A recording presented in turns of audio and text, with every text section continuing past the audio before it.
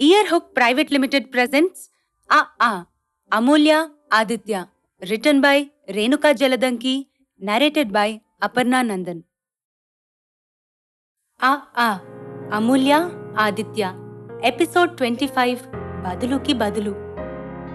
ఆదిత్య ఇంట్లో. ఈ లంగా జాకెట్ ఎలా ఉందో చెప్పాది? ఓ పట్టు లంగా జాకెట్టు చూపిస్తూ అడిగింది రాజేశ్వరి.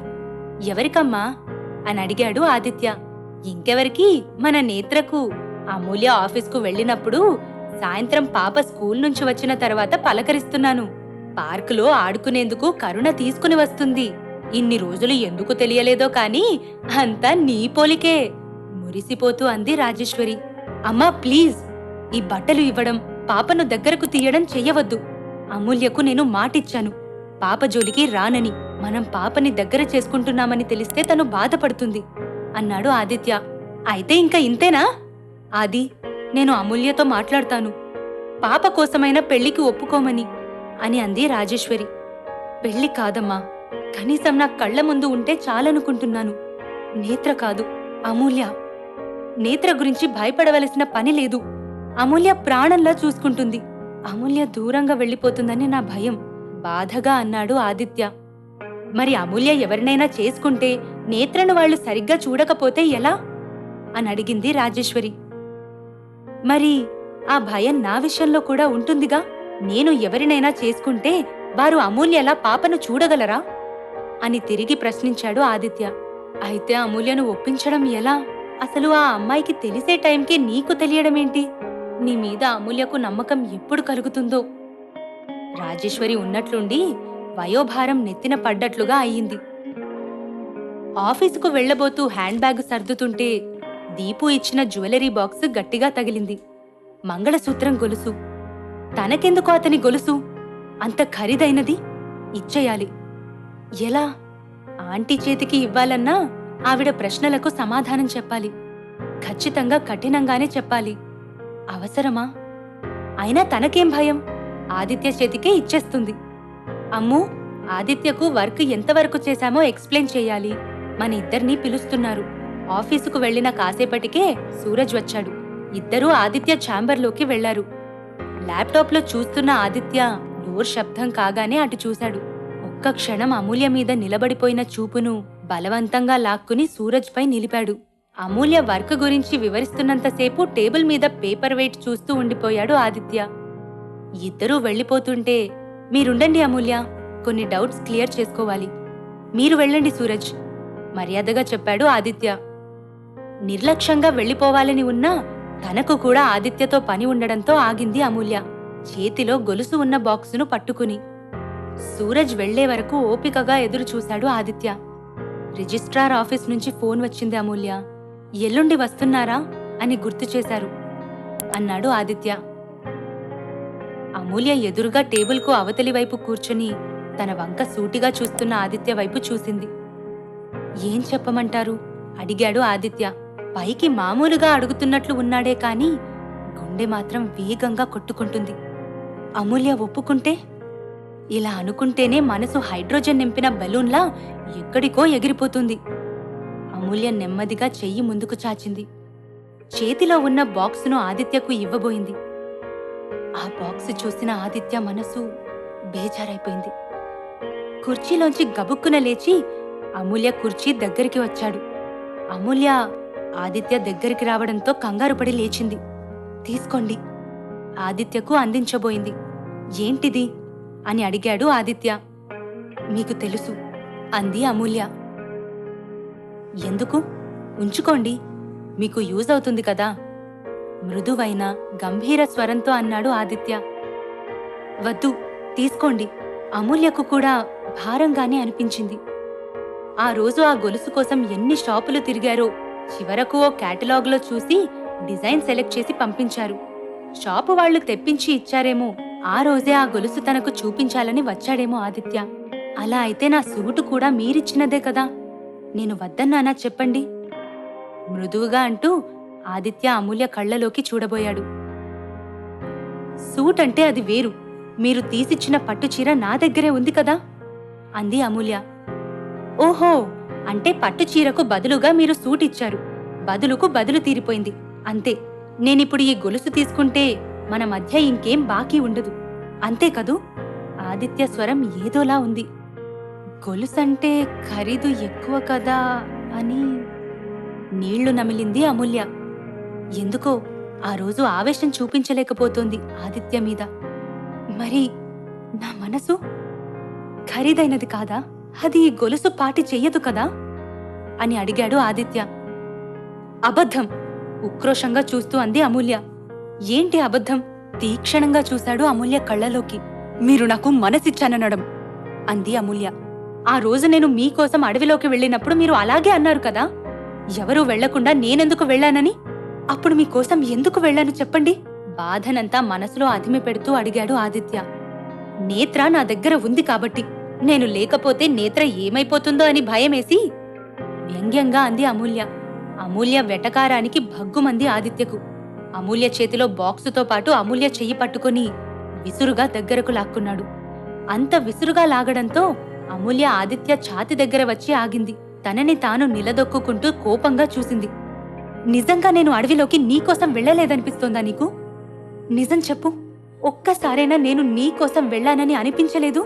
పదే పదే అడుగుతున్న ఆదిత్య స్వరంలో మార్పు గమనించిన అమూల్య తడబడింది. తన ముఖానికి అతి దగ్గరగా ఆదిత్య ముఖం. ఒక్క క్షణం మైకం కమ్మినట్లయింది. ఏం జరుగుతుందో తెలుసుకునేలోపు ఆదిత్య గుండెల మీద వాలిపోయిన అమూల్యను అపురూపంగా పదిలంగా గుండెలకు హత్తుకున్నాడు ఆదిత్య. నీకోసం వెళ్లలేదా నేను? నువ్వు కనిపించని కాసేపు నేనెంత తల్లడిల్లిపోయానో నీకేం తెలుసు?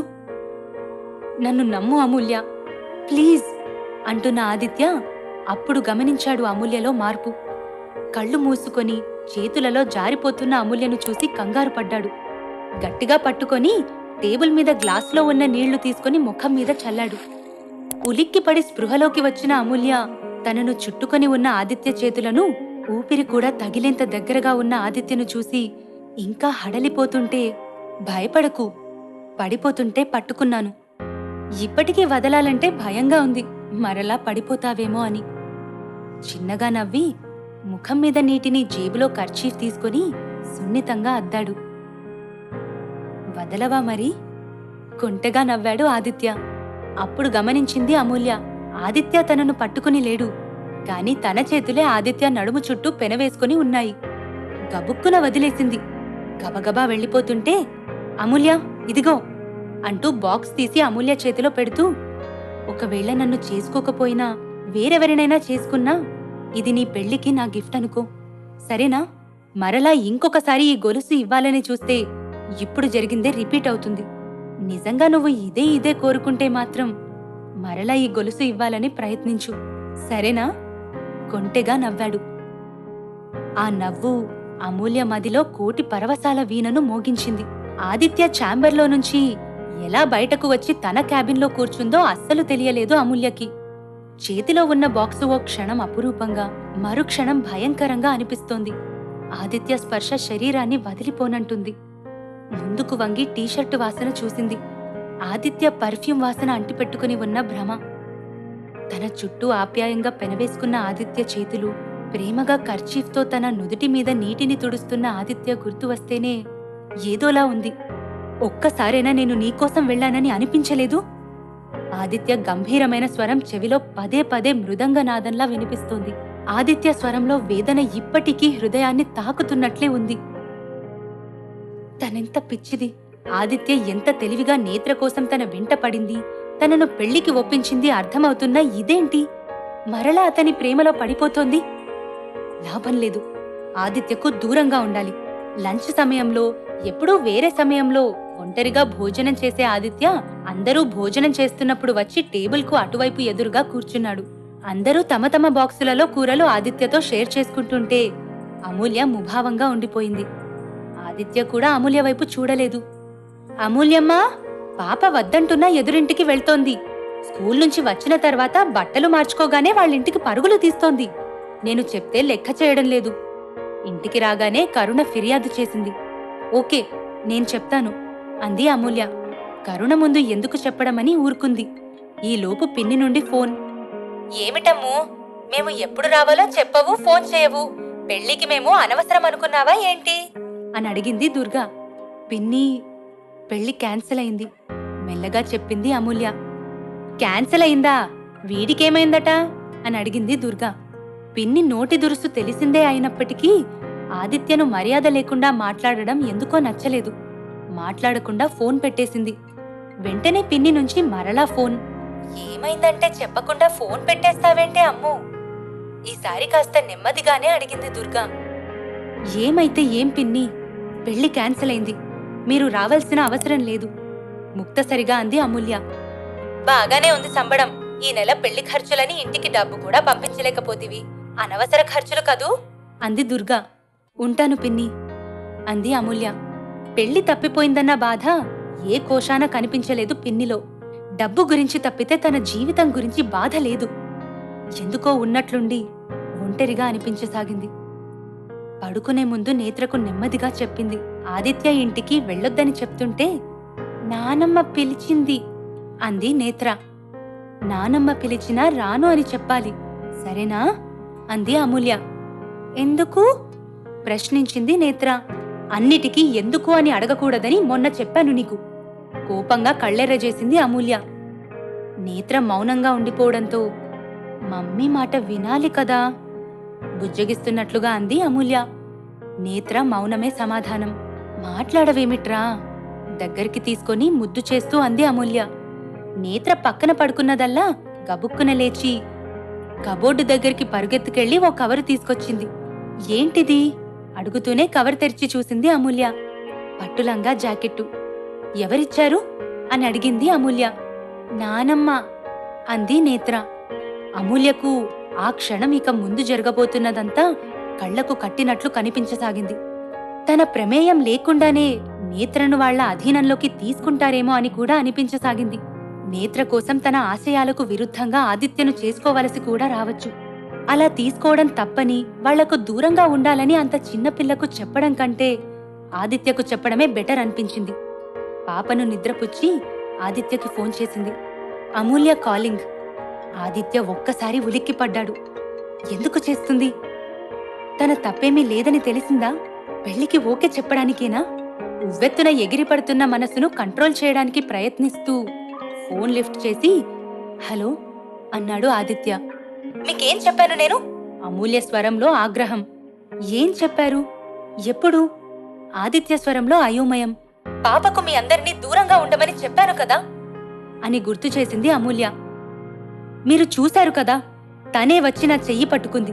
మీరు ఇంతకు ముందు నా ఫ్రెండ్ కాబట్టి తను కూడా నన్ను అలా అనుకుంటుంది. మీ మనసు మారిన విషయం తనకి తెలియదు కదా అన్నాడు ఆదిత్య. ఆ విషయం గురించి కాదు, నేను లేనప్పుడు ఆంటీ నేత్రను ఇంటికి పిలుస్తున్నారట. ఇవాళ్ల ఓ పట్టులంగా జాకెట్ ఇచ్చారట. ఇలా చెయ్యడం ఏమైనా బాగుందా? అందుకే నేను మీ నుంచి దూరంగా వెళ్లిపోదామనుకున్నాను. మీరు పాప జోలికి రాను అనడంతో ఆగాను. అమూల్య ఆగ్రహాన్ని అణుచుకుంటూ అంది. అమ్మకు చెప్తాను, ఇక నుంచి మీకు ఎలాంటి ఇబ్బంది కలగదు. ఒకవేళ అలాంటి ఇబ్బంది కలుగుతుంది అనుకుంటే మీరు ఎక్కడికి వెళ్లవద్దు. మేమే మీ నుంచి దూరంగా వెళ్తాము, సరేనా? ఆదిత్యకు అంతకు మించి ఏం మాట్లాడాలో అర్థం కాలేదు. అమూల్య ఫోన్ పెట్టేసింది. ఓ నిమిషం తరువాత ఆదిత్య నుంచి మెసేజ్. తలుపు తీస్తారా అని. ఈ సమయంలోనా? అమ్మో, ఇంకేమైనా ఉందా? ఆదిత్య దగ్గరికి వస్తేనే తనలో ఏదో తెలియని మార్పు. తన మనసు తను చెప్పినట్లు వినడం లేదు. ఎందుకు మెసేజ్ పంపించింది అమూల్య. డ్రెస్ ఇస్తారేమో అని రిప్లై పెట్టాడు ఆదిత్య. ఆదిత్యకు అమూల్య ఆన్లైన్లోనే ఉన్నట్లు తెలుస్తోంది, కానీ ఎలాంటి స్పందన లేదు. మీ గుమ్మం దగ్గరకు రమ్మంటారా? మరలా తనే మెసేజ్ పంపించాడు. వద్దు, ఈ డ్రెస్సు ఉంచేస్తాను, ఇక ముందెప్పుడు ఇవ్వద్దని ఆంటీకి చెప్పండి అని మెసేజ్ చేసింది అమూల్య. ఓకే అని సమాధానమిచ్చాడు ఆదిత్య. ఆదిత్యకి ఎంతసేపటికి నిద్ర పట్టలేదు. అమూల్యకు తన పట్ల ఉన్న ఇష్టం అర్థమవుతుంది, కాని అపార్థం, అనుమానం అనే భూతాలు ఎంత ఇష్టాన్నైనా అసహ్యంగా మార్చవచ్చు. కళ్ళు మూసుకుంటే తన ముఖాన్ని తాకుతున్న దూరంలో సిగ్గో భయమో అర్థం కాకుండా ముఖం పెట్టి తన వైపు తదేకంగా చూస్తున్న అమూల్య ముద్దు మొహము కళ్ల ముందు ప్రత్యక్షమై కునుకు లేకుండా చేస్తోంది. ఏమైనా ఓ ప్రత్యేకమైన వ్యక్తిత్వం, దేనికి భయపడదు. నేత్రా నేత్రా! ఉదయం లేవగానే పనులలో మునిగిపోయి ఉన్న అమూల్యకు నేత్ర కనిపించకపోవడంతో కంగారు పడింది. మెయిన్ డోర్ తీసి ఉండడంతో బయటకు వెళ్లి చూసింది. ఆదిత్య వాళ్ల తలుపు దగ్గర నిలుచుని తలుపు తడుతున్న నేత్ర కనిపించి పిచ్చి కోపం వచ్చింది. గబగబా వెళ్లి రెక్క పట్టుకుని ఈడ్చుకు వచ్చినట్లే ఇంట్లోకి తీసుకువచ్చింది. కొట్టాలన్నంత కోపం వచ్చింది. ఏంటి పిల్ల, మాట వినదు? నిన్న కాక మొన్న వచ్చిన వాళ్లు ఎక్కువైపోయారా? కోపంతో పాటు ఓ మూల బాధ కూడా. This has been a Earhook Private Limited production of Amulya Aditya. Written by Renuka Jaladanki. Narrated by Aparna Nandan. Producer Earhook Private Limited. Editor Gautami CH. Music by Vijay Krishna. Production copyright 2022 by Earhook Private Limited.